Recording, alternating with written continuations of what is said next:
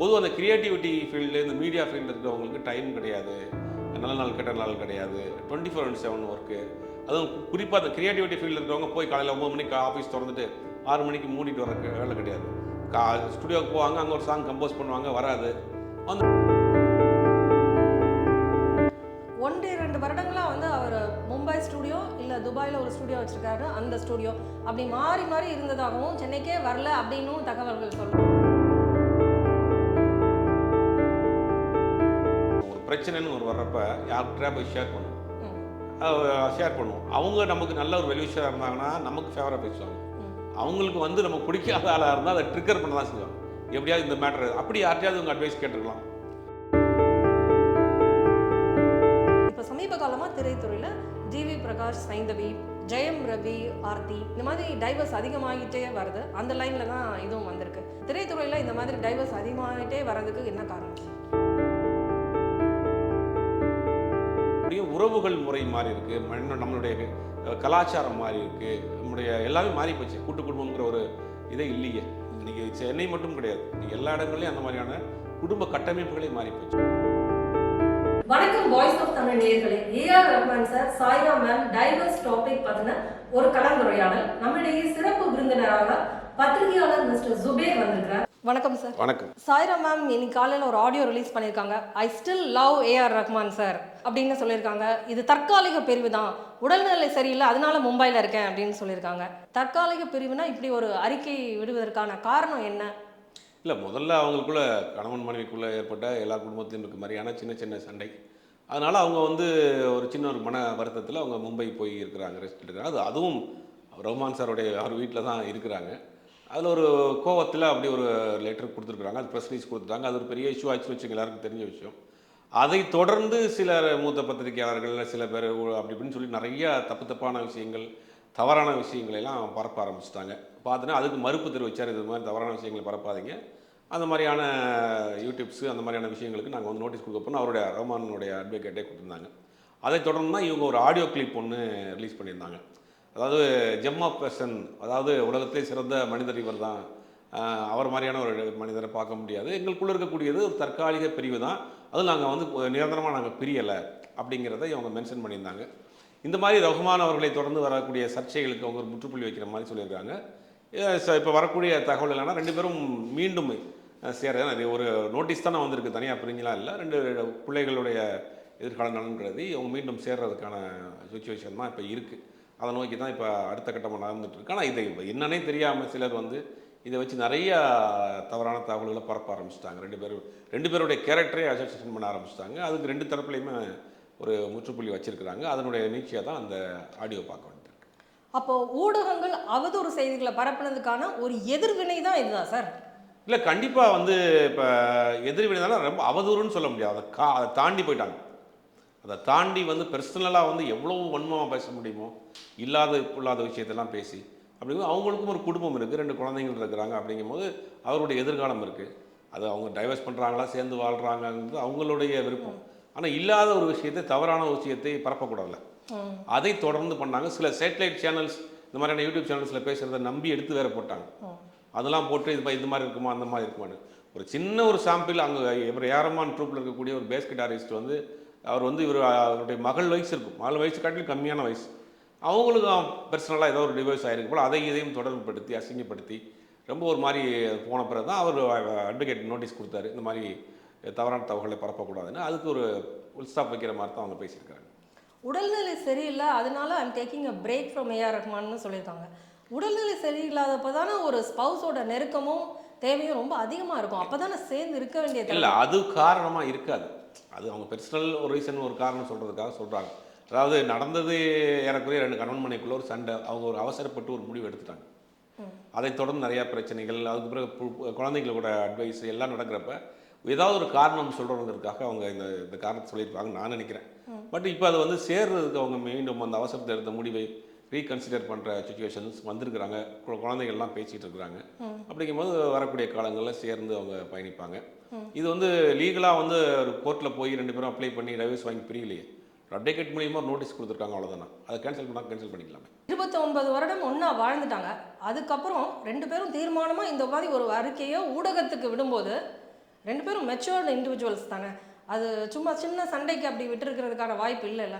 ஒரு பெண் இந்த மாதிரி ஒரு முடிவை எடுக்கிறாங்க அப்படின்னா அதுக்கு ஏதாவது ஒரு மைய காரணம் இருக்கணும் இல்லை, இல்லையா? அவங்க முக்கியமாக சொல்கிற விஷயம் என்னென்னா, அவங்க இவருக்காக அவங்க டைம் ஸ்பெண்ட் பண்ண மாட்டேங்கிறாங்க. இப்போ அவர் வந்து நிறைய படங்கள் பண்ணிகிட்டு இருக்காரு. ஒரு ஸ்டுடியோ ஒன்று ரெடி பண்ணிகிட்டு இருக்காங்க. அந்த மாதிரி இப்போ சமீப காலமாக கொஞ்சம் பிஸியாக இருக்கிறார்.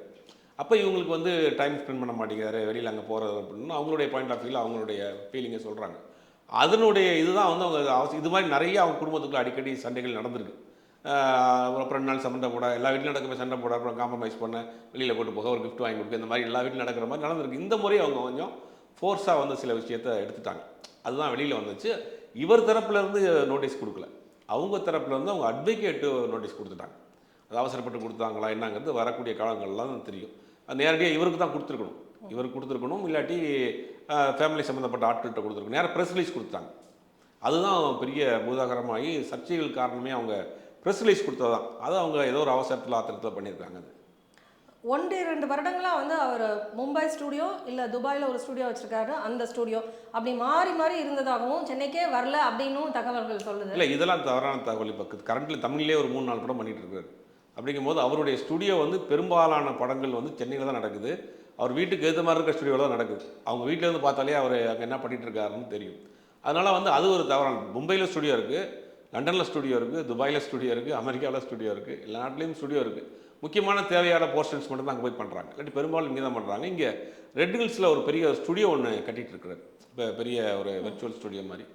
அதில் கொஞ்சம் கான்சன்ட்ரேட்டாக இருக்கார். இப்போ ஏதாவது நம்ம ஹாலிவுட் டெக்னாலஜி அளவுக்கு நம்ம இங்கே பண்ணணும் அப்படிங்கிற மாதிரி நிறைய எக்யூப்மெண்ட்ஸ்லாம் வந்து ரெடி பண்ணி போட்டுட்ருக்காரு. அதில் கொஞ்சம் சமீப காலமாக ஒரு 6 மாதமாக கொஞ்சம் பிஸியாக இருக்கிறார். அதில் அவங்களுக்கு இதை டைம் ஸ்பெண்ட் பண்ண மாட்டேங்கிறாரு அப்படிங்கிற ஒரு கோபம். இந்த கோபம் வந்து இன்றைக்கி வரல, காலகாலமாக அவங்களுக்குள்ளே இருந்திருக்கு. அடிக்கடி சண்டை வரும், காம்ப்ரமைஸ் ஆவாங்க, அந்த மாதிரி போயிட்டே இருந்திருக்கு. அது இப்போ வந்து கொஞ்சம் வெளியில் தெரிய ஆரம்பிச்சிச்சு. அவரை பற்றி காசிப் எதுவுமே இது வரைக்கும் வந்ததில்லை. பெண்கள் விஷயத்துலையோ வேறு இல்லீகல் அஃபேர்ஸோ இல்லாத மனிதர், ரொம்ப கண்ணியமானவர்னு சொல்லப்படுது. அந்த பேச்செல்லாம் அவதூறு அப்படின்னு நிறுவப்பட்டிருக்கு. ஓகே, பட் இது மட்டுமே ஒரு நல்ல ஸ்பௌஸாக இருக்கிறதுக்கு போதுமா சார்? வேறு என்ன வேணுங்கிறீங்க? வேறு அவருக்கு நல்ல கணவராக இருந்திருக்கிறாரு. வெளிநாடுகள் பயணம் போகிறப்ப அவங்க குடும்பத்தோடு போயிருக்கிறாரு. 29 வருஷம் வாழ்ந்துருக்குறாங்க. அவங்க டைவர்ஸ் பண்ணிட்டு போகிறாங்க, எப்போயே போயிருக்கணுமே. ஏன் 29 வருஷம் இருந்தாங்க? 3 குழந்தைங்க இருக்குது. மூத்த குழந்தைக்கு கல்யாணம் பண்ணி வச்சிருக்கிறாரு. 2வது குழந்தை படிக்குது. இன்னொரு பையன் அவர் கூட இருக்கிறாரு. வீடும் ஆஃபீஸும் பக்கத்தில் இருக்குது. பெரும்பாலான வெளிநாடு பயணங்களுக்கு ஃபேமிலியோடு தான் போகிறாரு. உலக நாடுகளுக்கு அந்த சைராபான் மேடம் போகாத நாடுகள் கிடையாது அவரோட. இதுக்கு மேலே ஒரு கணவராக என்ன செய்ய முடியும்? அவர் என்ன பண்ணியிருக்காரு? வேறு என்ன பண்ணுறாரு? நைட்டு ஏதாவது பார்ட்டிக்கு போகிறாரா, பப்புக்கு போகிறாரா, வேறு பெண்ணோட இல்லீகல் அஃபேர்ஸ் இருக்கா, என்ன இருக்குது அவர்கிட்ட? டைம் ஸ்பெண்ட் பண்ணுறாங்க அப்படிங்கிற ஒரு காரணத்தை, அது சின்ன சின்ன சண்டையில் அவங்க ஏதோ ஒரு கோபத்தில் ஒரு முடிவு எடுத்துட்டாங்க. இப்போ அவங்களே வந்து அதை வந்து உணரக்கூடிய நேரத்துக்கு வந்துட்டாங்க. அதனால தான் நேற்று கொடுத்தப்பட்ட அறிக்கை. இதை நம்ம அப்படித்தான் பார்க்கணும். இதுக்கு மேலே நம்ம டீப்பாக உள்ளே போய் அதுக்கு என்ன காரணம், இதுக்கு என்ன காரணம் ஆராய வேண்டிய அவசியம் இல்லை. சம்மந்தப்பட்ட 2 பேருமே இப்போ ஓரளவுக்கு காமாக வரக்கூடிய சூழ்நிலைக்கு வந்துட்டாங்க. அப்படிங்கும்போது இதில் டீப்பாக நம்ம போய் காரணங்களை தேடி அலைய வேண்டிய அவசியம் இல்லை, நமக்கு தேவையும் இல்லையே. இல்லை, மேதைகளாக இருக்கிறது கூட ஈஸி, ஆனால் மேதைகளோட மனைவிகளாக இருக்கிறது கஷ்டம் அப்படின்னு சொல்லுவாங்க. அதாவது அவங்க வந்து ஒரு சாதாரண மனிதர்களை விட கொஞ்சம் மாறுபட்டு இருப்பாங்க, கொஞ்சம் எக்ஸென்ட்ரிங்காக இருப்பாங்க. அவங்க வந்து முக்கியமான தருணங்களை மனைவி கொடுக்க சாதாரண மீடியாவில் இருக்கிற நம்மளாலேயே ஒரு நல்ல நாளில் வீட்டில் இருக்க முடியாது. அப்படிங்கும் போது தெரிஞ்சே தானே வந்து அவங்க பண்ணுறாங்க. மேரேஜ் பண்ணுறவங்க ஒரு செலிபிரிட்டியாக இருக்கிறாங்க. ரஹ்மான் வந்து அவங்க மேரேஜ் பண்ணுறப்ப அப்போ பீக்கில் இருந்தார். அப்போ அவருடைய தெரியும், ஓரளவுக்கு தெரியாட்டி கூட வேறு வந்து அக்செப்ட் பண்ணிக்கிறாங்க. இப்போ சிவாஜி கணேசனுங்கிற ஒரு மாபெரும் நடிகர் இருந்தார். அவர் அந்த காலத்தில் அவ்வளோ பிஸியாக இருந்தாலும் கூட அவங்க குடும்பம்ங்கிற விஷயத்தை ரொம்ப கேர் பண்ணுவார். சத்யராஜ் இருக்கார், அவங்க சமீப காலமாக கூட அவங்க மனைவி உடம்பு சரியில்லை, ஷூட்டிங் போனால் கூட மீதி நேரங்களில் அவர் டேக் கேர் பண்ணிக்கிறார். அது ஒரு பார்ட்டு, இது ஒரு பார்ட். சிலர் என்ன பண்ணுவாங்கன்னா அந்த சுச்சுவேஷனை தெரிஞ்சு அவங்க அக்செப்ட் பண்ணிக்கிறாங்க.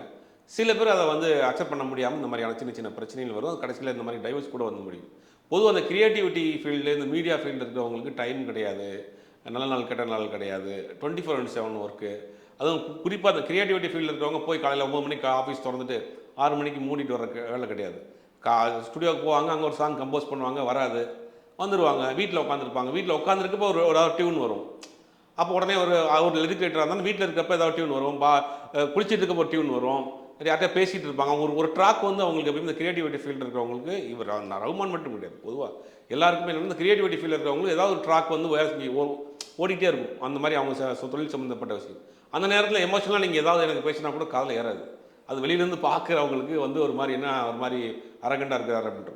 அது கிடையாது. அவங்க அப்படி இருக்கிற நபர்களால் மட்டும்தான் ஒரு பெரிய ஜீனியஸ் ஆகும். இளையராஜா அவர்கள் எடுத்தாலும் அவரை பார்த்தா அவர் ரொம்ப ஹெட்வெயிட்டாக இருக்குது அப்படி கிடையாது. அவர் ஒரு ட்ராக் வந்து ஒரு வேறு பக்கம் அவர் அது சம்மந்தப்பட்ட தொழில் சம்மந்தப்பட்ட விஷயம், மியூசிக் சம்மந்தப்பட்ட விஷயம் ஓடிட்டே இருக்கும். அது ஒரு சில நேரங்களில் அதெல்லாம் நார்மலாக இருக்கப்போ பேசுகிறப்ப நார்மலாக பேசுவாங்க, எல்லாம் சிரிப்பாங்க, எல்லாம் பண்ணுவாங்க. இல்லைன்னா அந்த சிந்தனைகள் ஓடிட்டே இருக்கும். 24/7 வந்து இந்த கிரியேட்டிவிட்டியை தூங்குற நேரத்தை தவிர மீதி நேரங்கள்லாம் அந்த மாதிரியான சிந்தனைகளில் தான் அவங்க இருப்பாங்க. அதை புரிஞ்சுக்கிட்டு ஃபாலோ பண்ணி போகிறவங்க ஈஸியாக ஸ்மூத்தாக போயிடும். சில நேரங்களில் அது வந்து என்னடா இப்போ பார்த்தாலும் அதே மாதிரியான விஷயங்கள்ன்றது ஒரு சலிப்பை ஏற்படுது. அது வந்து நேச்சர் தான். இவருக்கு மட்டும் கிடையாது, எல்லாருக்குமே, எல்லா கிரியேட்டிவிட்டி ஃபீல்டு இருக்கிற ஆட்களும் சரி, மீடியாவில் இருக்கிற ஆட்களுக்கும் எல்லாருக்குமே இந்த ப்ராப்ளம் இருக்குது தானே செய்யுது.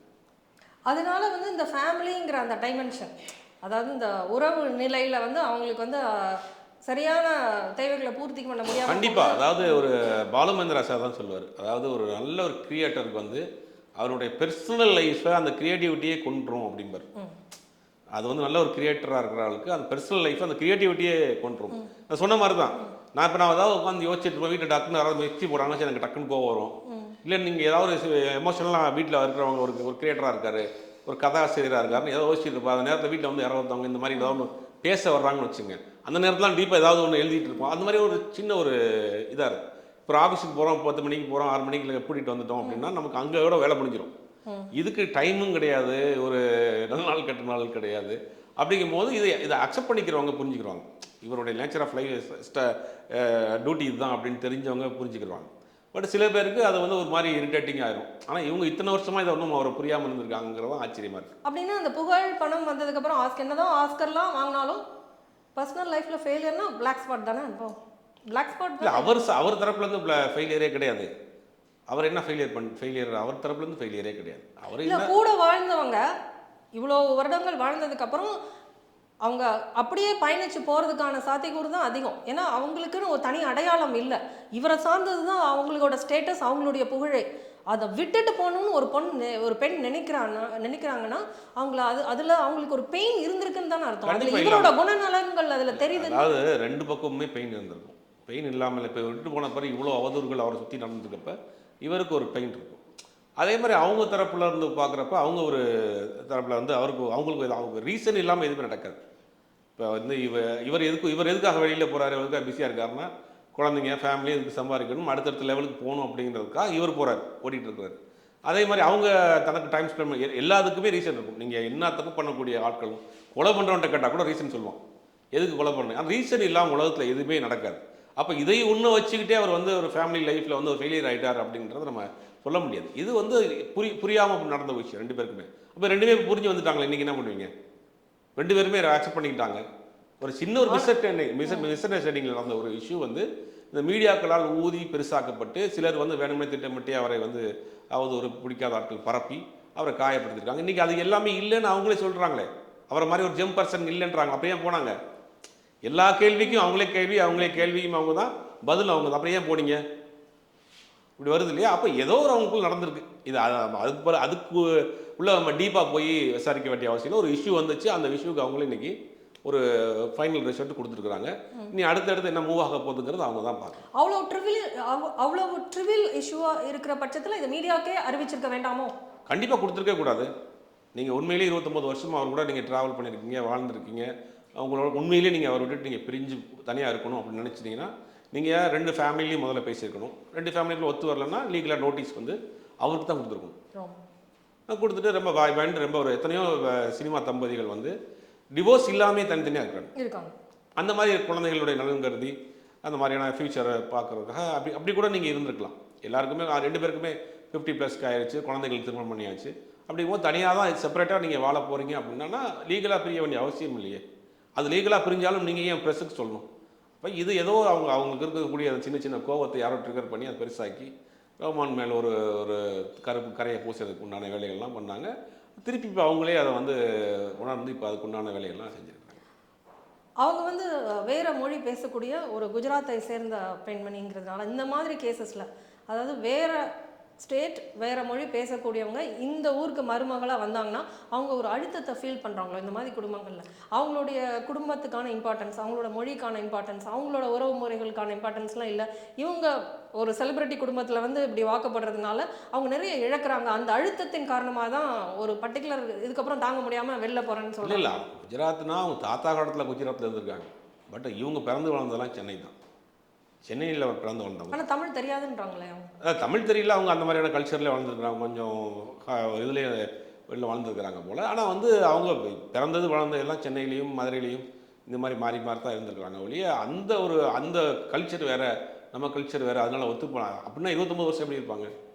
29 வருஷம் இருந்திருக்காங்க, 3 குழந்தை பிறந்திருக்கு, ஒரு குழந்தைக்கு திருமணம் பண்ணியிருக்கிறாங்க, இவ்வளோ நாள் ஃபாலோ பண்ணியிருக்கிறாங்க, இல்லை உலக நாடுகள் அப்புறம் ட்ராவல் பண்ணியிருக்காங்க, 2 குடும்பமும் பயணம் பண்ணியிருக்காங்க, இவங்க குடும்பம் போயிருக்காங்க, அவங்க குடும்பம் போயிருக்காங்க. அது ஒரு இஷ்யூ கிடையாது, அது ஒரு பெரிய விஷயமா இந்த இதில் வந்திருக்காது. பெர்சனலாக அவங்களுக்குள்ள நடந்தக்கூடிய ஒரு சின்ன சின்ன கோபங்கள், சண்டைகள் தான்.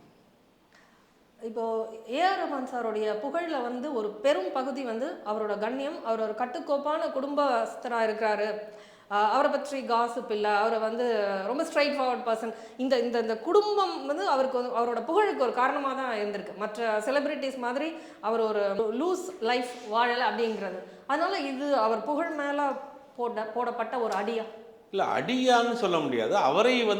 அவருக்கு வந்து இப்போ நிறையா இப்போ சமீபத்தில் பார்த்தீங்கன்னா ஒரு ஈவெண்ட் நடத்துனாங்க, ஒரு கான்சர்ட் நடத்துனாங்க. அதில் அவர் ஆர்கனைஸ் பண்ணவங்க டிக்கெட்டை தப்பாக வித்துட்டாங்க. அதுக்கு பிறகு இவருக்கு தெரிஞ்சு அதனால் நடந்த விஷயங்கள் அவரை பற்றி பேசினார்.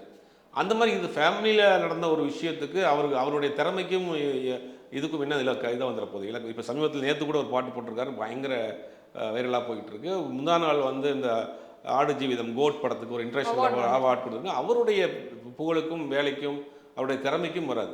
பெர்சனலாக அவருக்கு சில வருத்தங்கள், காயங்கள் இருக்கும். இந்த மாதிரி ஃபேமிலியில் இந்த மாதிரி ஒரு இஷ்யூ வந்திருக்கு. எல்லா அவர் மனிதர் தானே, அந்த மாதிரி இஷ்யூ நடந்திருக்குமே ஒழிய மற்றபடி அவருடைய கேரியருக்கோ அவருடைய திறமைக்கோ அவருடைய அடுத்தடுத்து வரக்கூடிய இதுக்கு எந்த பிரச்சனையும் வராது. தொழில் வளர்ச்சியை கொஞ்சம் பாதிக்க தானே செய்யும். இந்த மாதிரி ஒரு பர்சனலி ஒரு அழுத்தம் வரும்பொழுது கிரியேட்டிவிட்டி ஃபீல்டில் அது ரொம்ப பாதிக்கும் தானே? இல்லை, இந்த மாதிரியான ஆட்களுக்கு வராது. ஏன்னா இவரை பொறுத்த வரைக்கும் எல்லாரும் சொல்கிறது என்னென்னா ஒரு ஜென் மனநிலையில் வாழ்ந்துட்டு இருக்காரு. நான் பெரிய வெற்றியாக இருந்தாலும் அவரை பார்த்துருக்கேன் நிறையா. அதான் இங்கே இதில் பார்த்துருப்பீங்க, யார் நல்லா பாடினாலும் ரொம்ப ஃபீல் பண்ண மாட்டார், நல்லா பாடலனாலும் அவர் வந்து அவரோட எதையுமே வந்து வெற்றி தோல்வி எல்லாத்தையும் ஒரே மாதிரி எடுத்து பக்குவப்பட்டு வளர்ந்துட்டார். அதனால் ஒரு சின்ன சின்ன வருத்தங்கள் இருக்கும், அது அவர் படைப்பில் அது வந்து ஃப்ளாஷ் ஆகாது. ஏன்னா இவர் அப்படி ஃப்ளாஷ் ஆயிருந்துச்சுன்னா தான் நேரம் ஃபேமிலியில் அந்த பிரச்சனை வந்திருக்காது. இப்போ இதில் முழுவதும் கான்சன்ட்ரேட்டாக இருக்கிறதுனால அதில் ஒரு பெருசாக வர்றதுக்கு வாய்ப்பு இல்லை. இப்போ வந்து வந்தனா ஷா அப்படிங்கிற ஒரு லாயர் கிட்ட அவங்க தொடர்பு கொண்டிருக்காங்க. அதுக்கப்புறம் தான் அந்த அறிக்கையெல்லாம் அவங்க விட்டுருக்காங்க. இப்போ அதுக்கு கம்ப்ளீட் முரணா இன்னொரு அறிக்கையை விட்டுருக்காங்க. அவங்க ஏதோ ஒரு சதி வேலையில் மாட்டிகிட்டு இருக்கிற மாதிரி தெரியுது. இருக்கா? இல்லை இல்லை, அதாவது இப்போ நம்ம ஒரு பிரச்சனைன்னு வர்றப்ப யார்கிட்ட போய் ஷேர் பண்ணுவோம். அவங்க நமக்கு நல்ல ஒரு வெல்விஷராக இருந்தாங்கன்னா நமக்கு ஃபேவராக பேசுவாங்க. அவங்களுக்கு வந்து நமக்கு பிடிக்காத ஆளாக இருந்தால் அதை ட்ரிக்கர் பண்ண தான் செய்வாங்க. எப்படியாவது இந்த மேட்டர் அப்படி யார்ட்டையாவது அவங்க அட்வைஸ் கேட்டிருக்கலாம், அப்படி அவங்க சரியான கைட் பண்ணாமல் இருந்திருக்கலாம். உண்மையிலேயே அவங்களுக்கு நல்ல ஒரு வெல்விஷராக இருந்தாங்கன்னா இந்த பிரச்சனையை நீங்கள் பெருசாக்காதீங்க, உங்களுக்கு 2 பேருக்குள்ள பிடிக்கலன்னா தனியாக போயிருங்க, இல்லை நீங்கள் நோட்டீஸ் வந்து அவருக்கு கொடுங்க அப்படின்னு சொல்லியிருப்பாங்க. ப்ரெஸ்ஸில் கொடுக்க சொல்லி இவங்க அட்வைஸ் கொடுத்தது யார்? நேரடியாக ப்ரெஸ் கொடுங்க சொன்னால் நேரடியாக என்ன வரும், ரஹ்மானுடைய மனைவி இந்த மாதிரி அட்வைஸ் பண்ணிட்டாங்க ஒரு ஃப்ளாஷ் ஆகிறப்ப முழுக்க முழுக்க வந்து ஒரு தப்பான விஷயம் தானே ஒரு வெளியில் ஸ்ப்ரெட் ஆகும். உண்மையிலேயே நீங்கள் 29 வருஷம் வாழ்ந்துட்டீங்க, உங்களுக்கு 2 பேருக்குள்ள பிடிக்கல, தனியாக போகிறோம், செப்பரேட்டாக இருக்கிறோம் அப்படின்னா நீங்கள் லீகல் நோட்டீஸ் அவர் கொடுத்துருக்கணும். அப்போ இவங்க அட்வைஸ் கேட்ட ஆட்கள், இவங்க வெல்விஷராக இருக்கிற ஆட்கள், இப்போ அவங்களுக்கு கார்டியனாக இருக்கக்கூடிய ஆட்கள் இவங்களை தப்பாக கைட் பண்ணியிருக்காங்க அப்படின்றதான் ஓவராலாக நமக்கு தெரியுது, எல்லாருக்கும் அதான் தெரியுது. அந்த லாயர் கூட ஒரு கவுன்சிலராக கூட இருந்திருக்கிறாங்க. நான் ஃபஸ்ட்டு கவுன்சில் தான் பண்ணுவேன் எனக்கு வர கப்புள்ஸ் கிட்ட, அது முடியாத பட்சத்தில் தான் டைவர்ஸ் வாங்கி கொடுப்பேன்னு சொல்கிறாங்க. இருந்தாலும் அவங்க டைவர்ஸ்க்கு ஃபேமஸான வக்கீல்னு சொன்னால் கூட இந்த கேஸ்லையும் அதுதான் நான் பண்ணேன், அவங்கள சேர்த்து வைக்க முடியாத அளவுக்கு வலியும் பெயினும் அந்த ரிலேஷன்ஷிப்பில் இருக்குது அப்படின்னு அந்த லாயர் சொல்லியிருக்கிறாங்க. இல்லை, அவங்க ஒரு ஒரு ஒரு அட்வொகேட் ப்ளஸ் அவங்க கவுன்சிலர் இருக்காங்க. அதுவும் வந்து அவங்க வந்து கேப்ஷனே போட்டிருக்கிறாங்க, கோல்டு வின்னிங் டிவோர்ஸ் கம்பெனின்னு போட்டிருக்கிறாங்க. அந்த மாதிரி டிவோர்ஸ் வாங்கி கொடுக்கலாம் எக்ஸ்பெக்ட் போல். ஒரு சில அட்வொகேட்ஸ் ஒரு சில இது பார்ப்பாங்க, சிவில் மட்டும் பார்ப்பாங்க, ஒரு சில பேர் வந்து கிரிமினல் மட்டும் பார்ப்பாங்க, ஒரு பேர் காப்பிரைட் ஆக்ட்ஸ் பார்ப்பாங்க, அந்த மாதிரி பார்ப்பாங்க. இவங்க இந்த மாதிரி டிவோர்ஸ் கேசஸ் மட்டும் பார்க்குறதுல எக்ஸ்பெக்ட் போல். அதனால் சொல்கிறாங்க, அவங்க அந்த பாயிண்ட் ஆஃப் வியூவில் இருக்கிற இன்னும் டவுட் எல்லாத்தையும் சொல்கிறாங்க, நாங்கள் பேசி பார்த்தேன் அப்படின்னு.